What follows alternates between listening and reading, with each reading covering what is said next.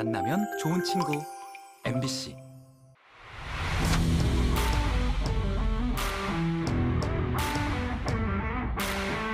시작이라고 보면 될 것 같은데요. 크게 바뀌진 않을 것 같지만 그래도 아무래도 이제 마스크를 벗는다는 의미는 끝났다 이런 느낌을 가지고 있어가지고.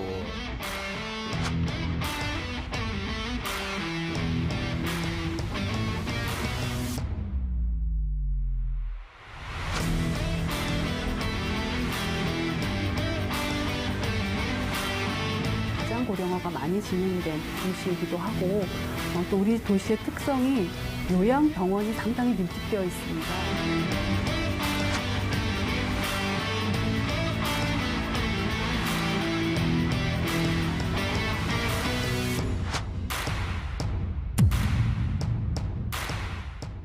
여러분 안녕하십니까? 시사 포커스인 조경건입니다.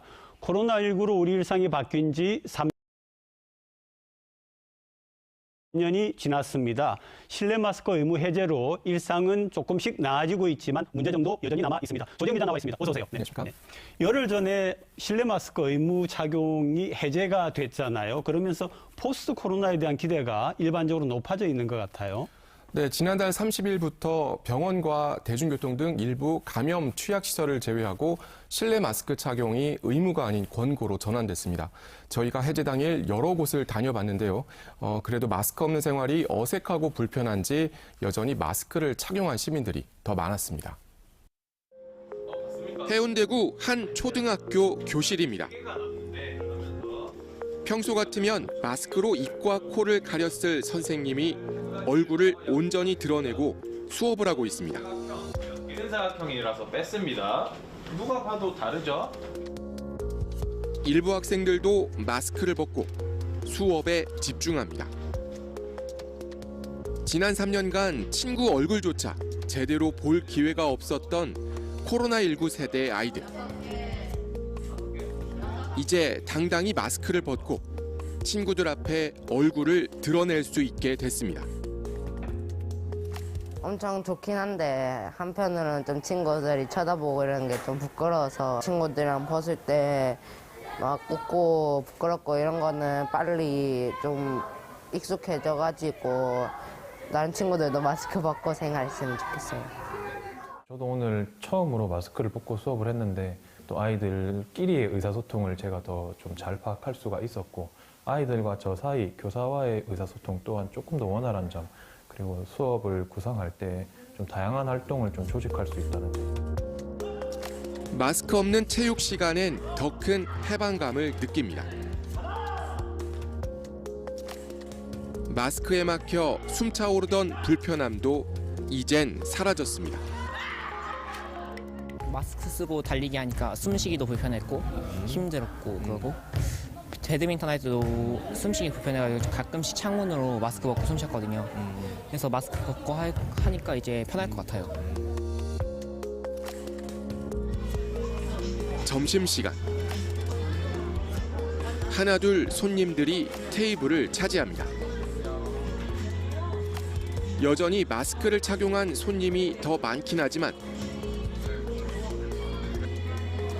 마스크 없이 들어와 주문을 하는 손님들도 종종 눈에 띕니다. 아직은 코로나19 이전으로 완전히 돌아가진 못했지만 그 끝이 이젠 얼마 남지 않았다는 기대감은 분명 모두가 느끼고 있습니다. 시작이라고 보면 될 것 같은데요. 크게 바뀌진 않을 것 같지만 그래도 아무래도 이제 마스크를 벗는다는 의미는 끝났다 이런 느낌을 가지고 있어가지고 코로나에 대한 거부감을 좀 벗지 않을까 하는 생각에 좀 기대감은. 음료를 마실 때만 마스크를 잠시 벗었던 카페에서도 좀 더 자유롭게 대화를 나누며 커피를 즐길 수 있게 됐습니다. 감기 같은 느낌. 처음에는 진짜 엄청 조심해야 하다가도 증가되면은 또 다시 경각심도 생겼다가 한편으로는 또 찝찝한 느낌 이런 것도 있긴 한데 사실 벗긴 했지만은 벗어도 되나 이런 생각도 들고. 마스크 의무 착용 해제 첫날. 도심 거리와 쇼핑몰, 백화점 등 사람들이 많이 몰리는 곳엔 여전히 마스크를 쓴 이들이 더 많았습니다. 실내 마스크 착용 의무가 시행된 건 지난 2020년 10월 13일. 그로부터 2년 3개월여 만에 착용 의무가 1단계로 해제된 건데 올해까지 실내 마스크 착용을 의무화한 곳은 전 세계에서 우리나라가 유일했습니다. 여전히 요양원과 병원, 대중교통 등 감염 취약 시설에선 마스크 착용 의무가 남아있지만 코로나19 항체 보유율이 국민 전체의 99%에 달하는 만큼 이번 1단계 해제 조치가 방역 대응에 주는 영향은 크지 않을 걸로 보입니다. 아이들이 사람들이 말하는 것을 보고 입모양을 보면서 자기도 따라하고 배우고 해야 되는데 아동 발달적 측면에서는 도움이 된다고 생각을 하고요. 방역적 측면에서 본다면 일상생활에서는 크게 영향은 없을 것 같고요. 방역 당국은 병원 등을 포함한 2단계 실내 마스크 의무 전면 해제 시점을 오는 5월쯤으로 조심스레 예측하고 있습니다. 또 코로나19를 독감 등 다른 감염병 수준으로 대처하는 일반 의료 체계로의 전환은 이르면 올해 10월쯤 가능할 걸로 점쳤습니다. 금년도 동절기 2023년 아마도 10월, 11월쯤에 시작되리라고 보는 그 동절기까지는 일반 의료 체계로 완전히 전환이 되는 것이 좀 바람직하다. 그렇게 역시 개인적으로 생각을 하고 있습니다. 하지만 코로나19 바이러스의 추가 변이와 확산 가능성에 대해선 누구도 예측하기 어려워 코로나19의 완전 종식을 이야기하는 건 아직 이르다는 지적입니다. 감기 걸린다고 죽는 경우는 많지 않잖아요. 코로나가 감기화가 될 거라고는 글쎄요. 좀 더 독성이 약한 변이가 주요 변이가 된다면 모를까. 그 전에는 어렵지 않을까 싶습니다. 실제 지난달 열린 WHO 세계보건기구 국제보건긴급위원회에서 코로나19 공중보건 비상사태가 해제될 걸로 전망됐지만 WHO는 비상사태를 당분간 더 유지하기로 결정했습니다. Since the beginning of December, weekly reported deaths have been rising. In the past 8 weeks, more than 170,000 people have lost their lives to COVID-19. 따라서 이번 실내 마스크 착용 의무 해제는 코로나19라는 길고 어두운 터널의 출구로 한 걸음 더 다가섰다는 의미에 그칠 수도 있습니다. 실내 마스크 의무가 조정되는 것이 실내에서 그냥 마스크를 쓰지 않으셔도 좋다는 뜻은 아닙니다.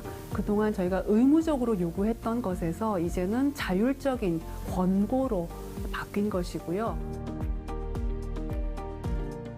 네, 실내 마스크 착용 의무가 해제가 됐어도 여전히 쓴 사람들이 많아 보이죠. 그죠? 그리고 또 한 가지가 뭐냐면 이게 코로나19가 완전 종식이 선언이 돼야만이 아마도 사람들이 이 마스크로부터 완전히 자유롭지 않을까 싶은데요. 네, 그만큼 코로나19란 터널이 끝이 보이지 않을 만큼 너무 길고 어둡기 때문이 아닐까 싶습니다. 코로나19 환자가 처음 발생하고 3년이 지나는 동안 부산에선 사망자만 2,700여 명에 달하고 있습니다. 지난 3년간 부산시의 코로나19 대응 체계엔 문제가 없었는지 짚어볼 필요가 있습니다. 2020년 2월 21일 부산에서도 첫 코로나 환자가 나왔습니다. 국내에서 첫 환자가 발생한 지 한 달 만에 부산에도 코로나19가 유입된 겁니다. 종교시설과 요양원, 요양병원 등을 중심으로 여기저기 집단 감염이 이어졌고 코로나19는 통제 가능한 수준을 넘어섰습니다.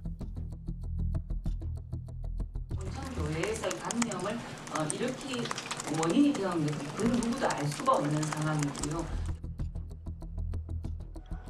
부산에서 첫 환자가 발생한 지 딱 3년이 지난 지금 부산의 누적 코로나19 확진자는 180만 명을 넘어섰고 시민 절반이 넘는 54%가 감염을 피해가지 못했습니다. 지난 3년간 부산의 코로나19 확진자 증가 추이입니다. 발생 초기 낮은 수준을 유지하다 전염력이 강한 오미크론 변이가 확산된 지난해 초부터 부산에서도 확진자가 급격히 증가합니다. 지난해 3월 17일 하루 42,434명의 확진자가 발생하며 정점을 찍은 뒤 서서히 줄어들어 최근엔 하루 1,000명대를 유지하며 감소 안정 추세를 이어가고 있습니다.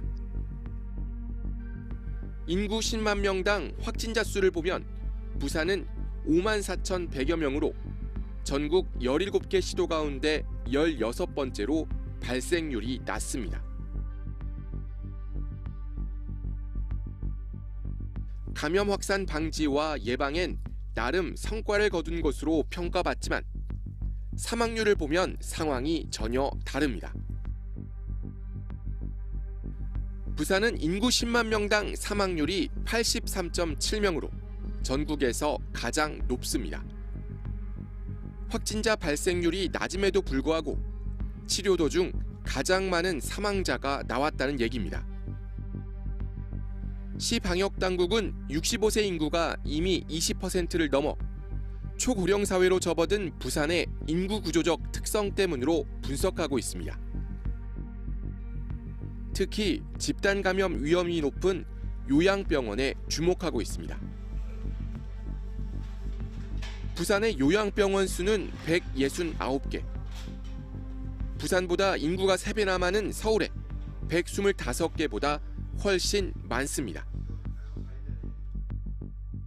가장 고령화가 많이 진행된 도시이기도 하고 또 우리 도시의 특성이 요양병원이 상당히 밀집되어 있습니다. 요양병원 그 숫자가 인구 대비 숫자가 많은 것도 있지만 절대 수 자체도 서울보다 부산이 더 많습니다. 이제 요양병원의 집단 발생이 이루어지면서 그 안에서 건강 피해를 보신 분들이 발생을 한 걸로 분석하고 있습니다. 달리 말하면 요양원과 요양병원이 지난 3년 내내 코로나19 방역에 가장 취약했다는 겁니다. 실제 전국의 노인요양시설과 요양병원에서의 감염 현황을 분석한 결과 백신 접종에도 불구하고 10인 이상 집단 감염은 오히려 해마다 급격히 증가했고 이는 곧 사망자 증가로 이어졌습니다. 코로나19 전체 사망자 중 요양병원에서 숨진 비율을 분석해봤더니 코로나19 발생 초기만 해도 한 자릿수였던 이 수치가 지난해엔 28.6%로 무려 3배 가까이 증가했습니다. 특히 부산 고령층의 코로나19 취약성은 사망자 통계에서도 드러납니다.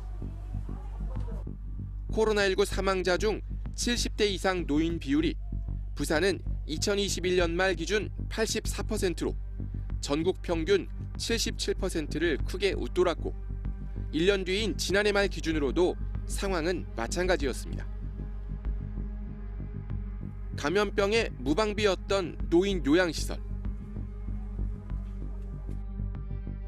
하지만 이들 시설에 대한 대책은 크게 변하지 않고 있습니다. 코로나가 확산될 때면 면회 제한 정도만 반복했을 뿐 감염에 취약한 다인실 구조와 환기 시스템의 개선 등 근본적인 문제는 해결되지 않았습니다. 현 정부는 과학 방역 사례로 요양병원 환기시설 개선 계획을 발표하고 지난달 관련 연구 용역까지 모두 마친 상태지만 예산 문제 등을 이유로 언제 실행될지는 기약조차 없습니다. 부산시도 환기시설 개선 사업을 추진한다고 밝혔지만 그 대상은 공립요양병원으로 한정했습니다. 부산의 공립요양병원은 4곳, 전체 169개 요양병원 중 2.4%에 불과합니다. 공립 요양병원에 대해서는 노인 전문 병원에 이제 그런 환기 시설을 설치하는 사업을 이제 행안부하고 같이 실시를 한 그런 사항이 있습니다. 모든 병원에, 요양병원에도 감염 관리자를 두시도록 요청을 했고 근본적인 대책 없이 면회 제한과 백신 접종만으로 향후 또 다른 팬데믹 상황에 직면할 경우 똑같은 오류가 되풀이될 수밖에 없을 거라는 지적입니다. 한편 의료 현장에선 고령층에 대한 코로나19 치료제 처방마저 제때 이루어지지 못해 부산의 사망률을 높였다는 지적도 나오고 있습니다. 초반에 치료가 제대로 되지 않았기 때문에 그렇습니다. 분명한 사실인데 부산시에서 지금 파악을 잘 못하고 있는 것 같아요. 고위험군에서는 빠르게 투약을 해야 되는 게 되게 중요하거든요. 저희가 응급실로 들어와서 환자들에게나 보호자들에게나 물어보면 약을 제대로 처방받지 못하는 경우들이 많습니다. 많이 홍보와 교육이 필요했었던 거예요. 처방 시 주의사항이 복잡하다는 이유 등으로 실제 부산 지역 요양병원의 코로나19 치료제 처방률은 전국 평균을 훨씬 밑돌았습니다. 부산 인구 10만 명당 코로나19 사망자가 전국에서 제일 높다. 그런데 부산시가 그 이유를 고령 인구가 많고 요양병원이 많기 때문이다라고 이야기하는 것은 좀 단순 논리에다가 무책임해 보이기까지 합니다. 네, 요양병원 등이 집단 감염에 취약한 게 사실이라면 그 원인을 짚고 그리고 근본적인 해결책을 마련하는 게 우선이어야 할 겁니다. 또 코로나19 이후 또다시 찾아올지 모를 새로운 팬데믹에 대비해 부산시의 감염병 대응 시스템을 어떻게 재정비해야 할지도 고민이 더 필요해 보입니다. 한 환자가 수액거리를 들고 의료진을 위협합니다. 치매를 앓고 있는 코로나19 확진자입니다. 5명의 의료진이 매달려서야 상황이 끝났습니다. 2020년 말 부산의 요양병원에서 집단 감염된 100여 명이 한꺼번에 부산 의료원으로 전원됐고 이들을 돌봐야 했던 의료진들은 대부분 탈진했습니다. 요양 환자이기 때문에 식사부터 해가지고 다 수발을 해드려야 되기 때문에 한두 번에 그 손이 가지가 않습니다. 그러다 보니까는 정말 이 인력으로는 정말 지금 간호사들이 정말 나잡아져야 될 이 말은 좀 그렇게 하지만 정말 그런 상황이 되었고 거의 뭐 울다시피 하고 퇴근을 하는 그런 경우도 허다합니다. 부산의 첫 코로나19 확진자가 입원한 곳도 인근 대구와 경북 지역에서 코로나19 환자가 대규모로 발생해 타 지역 이송이 불가피했을 때 이들을 받아준 곳도 공공병원인 부산의료원이었습니다. 코로나 전담병원으로 지정돼 코로나 대응에 최전선에 서야 했고 그래서 한때 영웅으로 치켜 세우기도 했지만 3년이 지난 지금 부산의료원은 오히려 경영난을 고민하고 있습니다. 일반 외래 환자가 대폭 줄고 특히 입원 환자의 경우는 코로나 이전에 30%에 그치고 있는데 부산시가 시 출연금을 지난해 50억 원에서 올해 24억 8천만 원으로 절반 이상 삭감한 겁니다. 코로나19 환자 치료를 하며 정부 지원금을 받아 그만큼 경영상 여유가 생겼다는 이유입니다. 흑자로 전환이 됐기 때문에 그렇다고 아니 흑자가 전혀 전환이 안 돼 있거든요. 원래는 공공의료가 담당하는 게 코로나만 담당하는 게 아니고 우리가 다른 노숙 환자들이나 행량자분들이나 노인분들 환자분들 오시면 거의 우리 병원에서도 담당을 해서 입원시키고 이렇게 하는데 그런 지원이 없게 되면 실제로 지난해 하반기부터는 코로나19 치료와 관련해 부산의료원이 받는 정부 지원금은 월 1억 원 정도로 대폭 줄어 올해 적자 경영은 불가피한 상황입니다. 또 의료취약계층에게 공공의료 서비스를 제공한다는 부산의료원 본연의 기능이 지난 3년간 멈춰버린 것 역시 문제로 지적되고 있습니다. 코로나19 발생 초기 부산의료원이 전담병원으로 지정돼 기존 입원 환자들은 코로나 치료 병동 마련을 위해 강제 퇴원이나 전원을 당하는 일까지 생겼습니다. 공공병원이 그동안 이제 취약계층에 대한 진료를 좀 많은 역할을 담당했고, 이제 코로나 환자 치료에 집중을 하다 보니 이제 다른 진료 기능이 조금 약해지는 부분들을 지적한 경우가 있었습니다. 공공병원의 기능으로서는 감염병에 대응하는 것도 큰 역할 중에 하나이고, 앞으로 또 닥칠지 모를 또 다른 팬데믹에 대비해 부산의료원 말고도 별도의 감염병 전담병원이 필요하다는 목소리가 나오는 이유입니다. 제일 좋은 거는 전염병만 전담으로 보는 병원을 세우는 건데, 코로나같이 이렇게 초유의 전 세계적인 전염병이 또 생길 거라고 생각은 되지만 또 어떤 방향으로 전개될지는 예측할 수 없는 부분이라서 그렇게 감염병을 전담할 수 있는 그런 병원, 국가에서 준비를 해야 될 거죠. 하지만 이 역시 예산 문제로 쉽지 않은 상황이라 2027년 서부산 의료원 개원 전까지 부산시의 감염병 대응 시스템은 부산의료원 한 곳에 치우친 방식으로 불안하게 유지될 수밖에 없습니다. 코로나19의 긴 터널을 우리가 다 빠져나온 건 아니지만 그래도 혹시 또 생길지 모르는 다른 감염병에 대비하는 것도 대단히 중요한 일이라고 생각되는데. 네, 그렇습니다. 부산은 특히 전국 최고 사망률이 보여주듯 감염병 대응 시스템의 취약성을 지난 3년 여실히 보여줬기 때문에 대응책 마련이 반드시 필요해 보입니다. 정부와 부산시의 방역 정책에 대한 냉정한 평가와 개선책 마련이 뒤따르지 않으면 코로나19 이후 다시 찾아올지 모를 새로운 감염병 사태에 똑같은 시행착오를 또 반복할 수밖에 없습니다. 네, 조 기자 수고 많으셨어요. 네.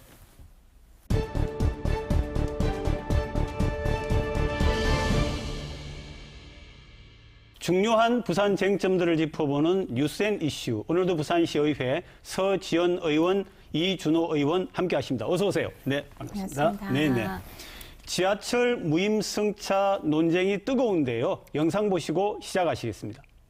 부산 도시철도는 해마다 3천억 원 이상 적자를 보며 운행하고 있습니다. 특히 2020년 3,100억 원대인 적자는 지난해 3,400억 원대로 커졌습니다. 이 중 무임승차로 인한 적자는 1,000억 원 규모로 해마다 늘고 있습니다. 무임승차 비용이 국비로 지원된다면 숨통이 트일 수 있지만 정부는 지자체 사무라며 지원 불가 방침을 밝혔습니다. 부산시는 법정 무임승차는 80년대부터 정부가 도입한 정책인 만큼 국비가 지원돼야 한다는 입장. 다른 방안 찾기는 어려운 입장입니다. 부산뿐만 아니라 기초광역지자체에서 다른 방안 찾기가 좀 어렵기 때문에 공동으로 건의문을 냈고.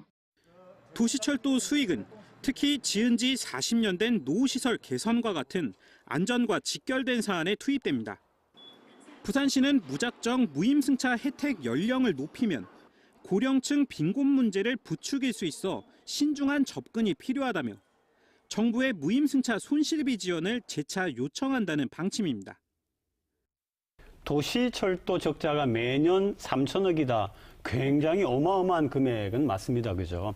그런데 이제 그 이유가 무임승차 때문이다라고 하는데 정말 그렇습니까? 고령화 문제에 있어서 자유롭지 못하고 무임승차의 비율이 올라가기 때문에 그에 대한 적자의 폭을 우려하시는 부분은 충분히 공감합니다. 하지만 우리 부산교통공사, 즉 우리 부산의 지하철이 달리게 된 지는 어느덧 40년이 되었습니다. 무임승차로 인한 적자 손실액은 전체 적자액에서 약 35%를 차지를 하기는 합니다만 그 이후에 그 다른 적자에 대한 내용으로는 노후화 그리고 안전을 위한 보수와 개량의 문제가 더욱 시급한 문제입니다.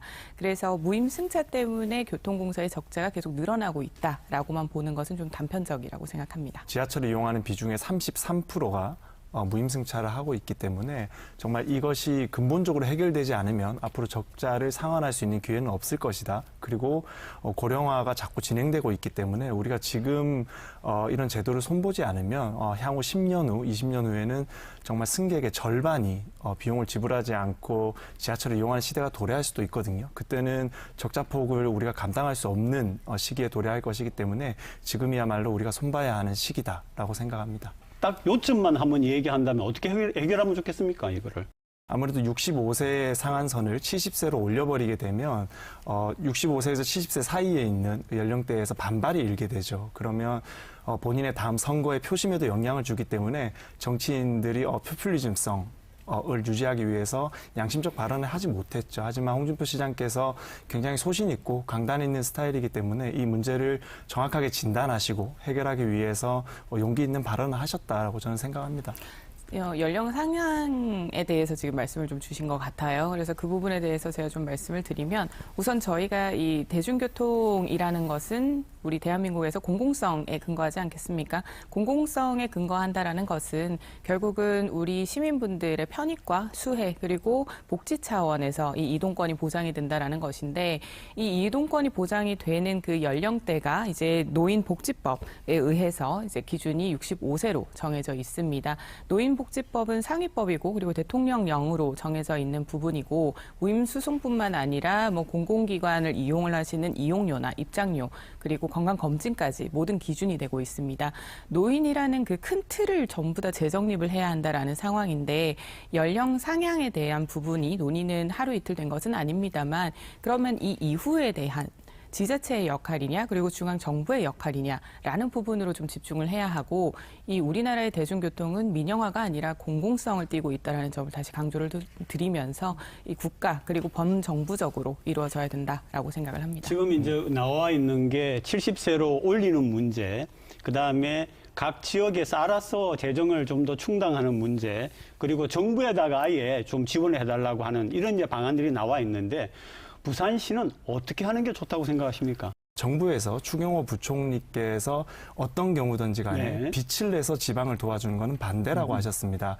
제가 앞서 말씀드린 것처럼 빚을 내서 사업하는 것은 정말 우리가 지양해야 됩니다. 지금 당장 5년, 10년은 우리가 당장 싼 값에 무료로 지하철을 타는 게 좋을 수도 있죠. 하지만 우리 정치인들은 10년, 20년 뒤를 봐야 됩니다. 그렇기 때문에 정부에서 또 빚을 내서 지원을 받는 것보다 정말 근원적인 적자를 해결할 수 있는 근원적인 것을 해결해야 되는 것이기 때문에 연령대를 상한하자고 주장하는 것입니다.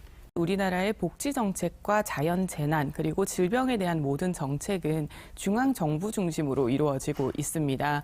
이 노인복지법 또한 중앙 정부에서 정해진 지침대로 저희가 지금 이행을 하고 있는 부분인 것인데 필요할 때는 지자체가 해야 하고 지자체가 필요로 할 때는 중앙 정부가 외면하고 하는 형태입니다. 결국은 이나 지역에 대해서 좀 더 균형 발전을 할 수 있게 권한과 재정을 확충한다면 해결될 수 있는 문제라고 생각을 하는데 현재로서는 국가가 보존을 하는 게 맞다라고 생각합니다. 우리가 이렇게 지금처럼 또 정부에게 도움을 받아서 우리가 지금 상황을 모면을 하더라도 내년에도 정부의 지원받고 내후년에도 정부의 지원받을 것인가요? 아닙니다. 지금 부산교통공사입니다. 말 그대로 앞에 부산이 붙어 있습니다.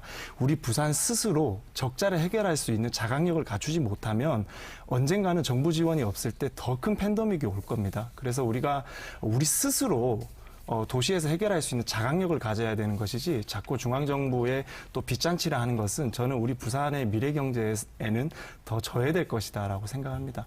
전체적인 모든 지하철 공공요금에 대한 인상을 이야기를 하는 것이 아니라 지하철 무임 승차 기준에 대한 이야기를 하는 것이라면 이 노인의 큰 틀을 재정립할 것이냐 하지 않을 것이냐로 봐야지 지금 이 부분이 이 적자를 손실을 메우기 위해서 금액을 올리는 부분에 동의하지 않기 때문에 포퓰리즘이다라고 이어가는 논리는 굉장히 원색적이고 원칙을 어긋난 것이라 생각합니다. 네, 우리 행정과 정치를 하시는 분들뿐만 아니라 전문가까지 좀 같이 모이셔가지고 가장 좋은 방법을 단계적으로 좀 실현해 주셨으면 하는 그런 바람이 있습니다.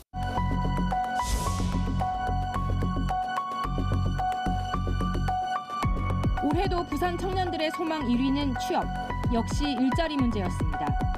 올해 취업 준비 열심히 해서 제가 하고 싶은 일 잘 됐으면 좋겠어요.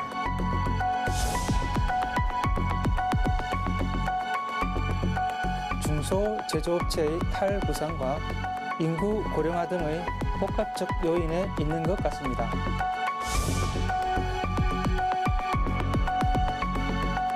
임시 일용직의 비중이 증가하는 그런 부분인데 아무래도 고용의 질적 측면에서 좀 우려되는 그런 부분인 것 같습니다.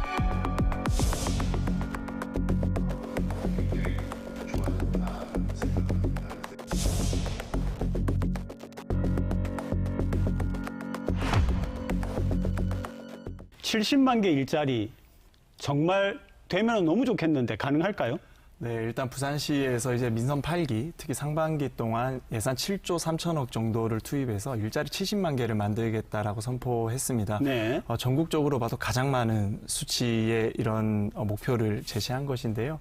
저는 솔직하게 말씀드리면 70만 개는 조금 많다. 우리가 조금만 하향해서 제시하는 것이 더 옳다. 왜냐하면 과거 문재인 정부에서 52조라는 일자리 예산을 쓰고도 일자리를 만들어내지 못했고 결국 뭐 파트타임이나 또 노인 일자리까지 포함해서 국민들께 거짓 통계를 이렇게 제공하는 이런 사태가 벌어졌거든요. 그래서 우리 부산시는 정말 많은 목표를 제시하고 또 국민들께 통계를 통해서 잘못된 이런 통계를 제공하는 이런 사례는 이제 또 있으면 안 되기 때문에 우리가 현실적인 목표를 좀 맞추는 게 좀 더 나았다. 그래서 기대치보다 좀 상향 조정돼서 제공됐다고 생각합니다. 저로서는 이 70만 개 일자리를 만드는 것은 전혀 중요하지 않다. 결과적으로는 우리 부산시가 가지고 있는 그 산업 구조의 개편, 내수 중심의 서비스업이라든지 그리고 전통형 중심의 제조업이라든지 이런 부분을 조금 더 고부가 가치 산업으로 바꾸고 지속성이 가능하도록 하는 것이 문제라고 생각을 합니다.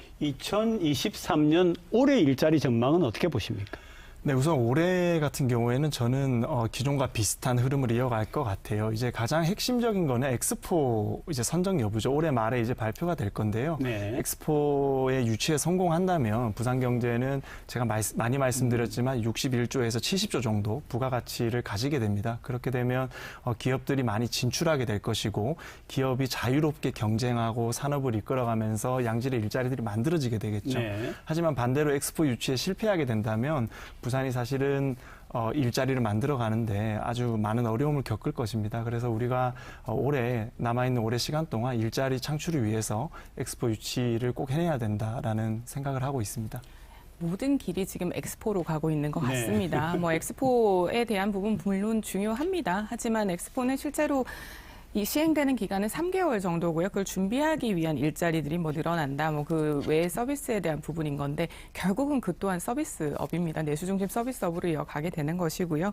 지금 부산 같은 경우는 좀 명확하게 수도권과 그리고 국제 경쟁력을 좀 갖출 수 있게 해양이면 해양, 시니어면 시니어 이런 식으로 명확한 테크 부분에 대해서 좀 컨셉을 잡고 선택과 집중을 해서 생태계를 마련하는 거에 집중을 해야 합니다. 자신의 임기가 끝나고 나서도 지속적으로 창업 생태계나 그 기업 생태계가 이루어져야지 단순히 수를 늘리고 하나의 행사에만 매몰되어 기대하는 점은 매우 잘못된 정책이라고 생각합니다. 네, 이제 엑스포가 미치는 지역사회 경제가 엄청날 것입니다. 정말 많은 해외 기업들이 들어오게 될 거고요. 정말 젊은이들이 일할 수 있는 양질의 일자리가 늘어날 수 있는 빅 이벤트입니다. 우리가 예를 들어서 평창올림픽이 끝나고 평창 시내가 아직도 활성화되어 있는 상태를 유지하고 있습니다. 말 그대로 엑스포라는 것은 정말 올림픽과 맞먹는 메머드급 메가 이벤트이기 때문에 그 가치를 저해시키는 발언은 정말 지금 최선을 다하고 있는 모든 부산 시민과 부산시 공직자들의 노력을 조금 이렇게 폄하하는 것 같아서 저는 좀 옳지 않게 받아들이고요. 잘못된 정보를 그렇게 말씀을 하시면서 폄하한다고 말씀하시는 건 좀 어불성설인 것 같습니다. 가덕도 신공항처럼 100년대계에 대한 사업은 적극적이지 않으면서 단 3개월 정도 하고 그 부지가 사라지고 거기에 다시 이제 메어져 있는 부분에 대해서는 엄청 적극적으로 행하고 있는데 대체 어떤 부분이 적극적이지 않다고 하시는 거죠?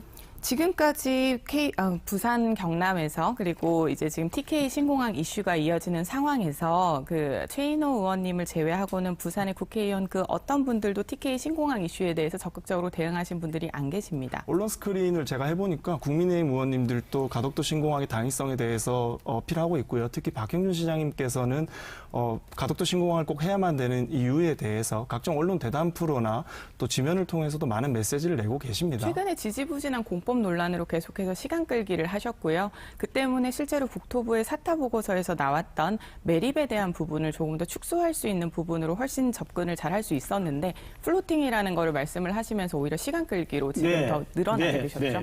두 분께서 이제 일자리 얘기를 하시고 그다음에 역시 엑스포가 되면 일자리가 확 늘어날 수 있다 말씀하시고 그러다 보니까 신공항 문제까지 갔습니다. 엑스포 실사단이 인천으로 입국하고요. 사실은 신공항 문제가 발등에 불이 되었습니다. 영상 보시겠습니다. 오는 4월 2030 부산 세계박람회 유치에 열쇠를 쥔 엑스포 실사단이 부산을 방문합니다. 인천공항으로 입국해 KTX를 갈아타고 부산에 왔다가 출국할 때는 김해공항을 통해 인천공항까지 가서 비행기를 타야 합니다. 장거리 노선 없는 세계 박람회 개최 후보지 부산의 현실입니다. 2030 세계 엑스포 유치의 교통 편의성은 중요 평가 요소 중 하나. 이 같은 국제선 노선을 확보하려면 사실상 중추공항과 맞먹는 위상의 신공항이 부산에 들어서야 합니다. 우리도 이제 그 가덕도 특별법 만들 때 관문공항이라는 규정을 넣기 위해서 공항의 위상이나 그 기능의 중요성을 강조하기 위해서 그렇게 한 것인데 부산시는 가덕 신공항 2030년 개항 방침 기조위의 실사 발표 준비에 착수했습니다. 한편 TK 신공항 속도전에 소극적으로 대응한다는 비판이 일자 시민단체도 기자회견을 열고 지역 정치권을 일제히 규탄했습니다. 네, 엑스포 전에 가덕 신공항이 과연 가능할까요? 무조건 가능해야 합니다. 무조건 개항을 해야 네. 하고요. 2030년까지 개항을 약속했던 분들이 박형준 시장님도 윤석열 대통령께서도 다 공약을 했던 부분이고 민주당에서 이미 행정적 절차는 다 완료를 해놓은 상태라 30년까지 조기 개항을 해야 하는 부분은 명확한 것 같습니다. 하지만 결국은 부산시의 의지가 가장 큰 문제라고 생각을 합니다. 과거로 되돌아가면 윤석열 대통령께서 후보 시절에 네. 가덕도 신공항이 대선 공약이었습니다. 그리고 지금은 더불어민주당의 당대표로 170석을 이끌고 있는 이재명 후보의 공약도 가덕도 신공항이었습니다. 그래서 우리가 여야에서 가장 큰 핵심 권력들의 선거 때 공약이었기 때문에 이것은 꼭 이행되어야 된다. 그리고 법리적으로도 또 물리적 시간으로도 꼭 해낼 수 있는 아직 우리가 시간을 충분히 가지고 있기 때문에 꼭 해내야 된다라고 생각합니다. 그런데 우리 부산의 의지는 그런데 어제 그제 신문을 보니까 국토부에서는 이 매립 쪽에 좀 비중을 넓힌다는 얘기가 나오고 그렇게 되다 보면은 결국은 이게 안 될 수도 있지 않느냐 이런 얘기가 나오더라고요. 홍콩 책립국 공항 같은 경우는 1998년에 이제 네. 매립형으로 지어졌는데도 5.8년 정도밖에 걸리지 않았습니다. 3,800m의 활주로를 2번을 설치를 했었는데요. 지금의 기술이라면 충분히 발파의 방법이라든지 매립재 조달 방안 그리고 하루 가능한 작업량 등을 최대한으로 효율적으로 계산을 한다면 충분히 단축이 가능합니다. 이런 부분을 조금 더 연구를 하면서 전략적으로 국토부 설득에 나섰어야 하는데 부산시는 좀 고집스럽게 플로팅이라는 혁신적인 공법이다라는 걸 내세우면서 지지부진하게 이끌어왔다 보니 시간 낭비가 좀 있었던 부분이고 이번에 TK 신공항 특별법이 발의가 되었는데도 네네. 사실 저희 민주당에서 그리고 여론에서 집중하고 목소리를 높이기 전까지는 시장님께서도 그리고 부산의 다른 국회의원들께서도 아주 명확하게 입장을 내진 않았습니다. TK 신공항 특별법이 문제가 되는 이유는 좀 과도한 특혜와 그리고 원칙을 좀 벗어난 행정적으로 사탈을 거쳐야지만 나올 수 있는 규모나 네. 그리고 개항 일시에 대해서 모두 명시해 놓은 것이 그 공항 정책 난립과 그리고 무시하는 행동이다라는 것을 알고 있음에도 그 부분이 가덕도 신공항에 영향을 주는 부분에 대해서 적극적으로 대처를 하지 않는 것 이런 것들이 모두 좀 미온적인 대처에 부산시의 의지가 의심된다라고 말씀드립니다. 네, 또 저희 시장님에 대해서 또 비판해 주셨는데요. 또 비판을 해주시는 만큼 또 사업이 진행되고 있는 게 더디니까 받아들이고요. 하지만 170석의 국회의원을 이끌고 있는 야당 대표의 공약이었습니다. 네. 그래서 민주당도 이 책임에 대해서 자유롭지 않습니다. 지금 170석으로 많은 것들을 밀어붙이고 있어요. 그런데 왜 가덕신공항은 밀어붙이고 있지 않은지 대통령 후보의 공약이었음에도 불구하고 네.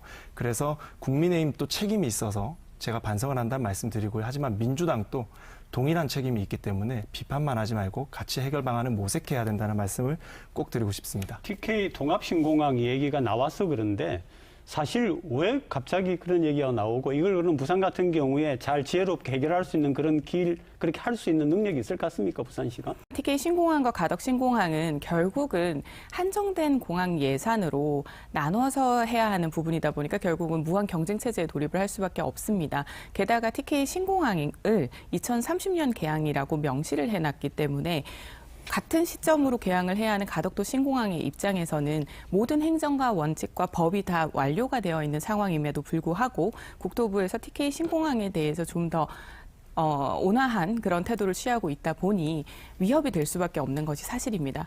TK 신공항보다 우리가 더 공항이 절실한 당위성을 설득해야겠죠. 저는 개인적으로 박형준 시장님 또한 홍준표 시장님의 못지않게 방송 장악력 그리고 메시지를 전하는 능력이 충분하다라고 생각합니다. 그래서 시장님을 필두로 모든 정치인들이 이런 미디어전에 좀 뛰어들어서 우리가 대구보다 더 공항이 절실한 당위성에 대해서 국민들, 정부를 설득해야 된다 생각합니다. 네, 오늘 또 두 분의 열띤 토론 정말 고맙습니다. 네.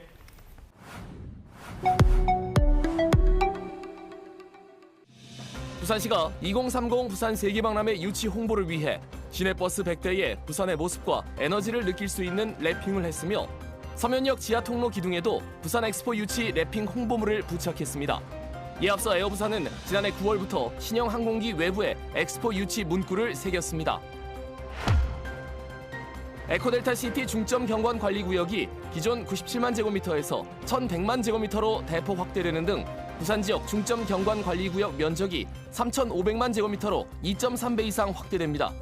부산시는 또 동부산과 서부산, 중부산 3개로 나눴던 경관 권역에 부산항 권역을 추가하기로 했습니다. 기장군이 부산시 한국야구위원회와 추진 중인 한국야구 명예전당을 공립박물관으로 지정하기 위해 문화체육관광부에 사전평가 신청서를 제출했습니다. 한국야구 명예전당이 공립박물관으로 지정되면 위상 강화와 함께 안정적 운영이 가능할 것으로 기대됩니다.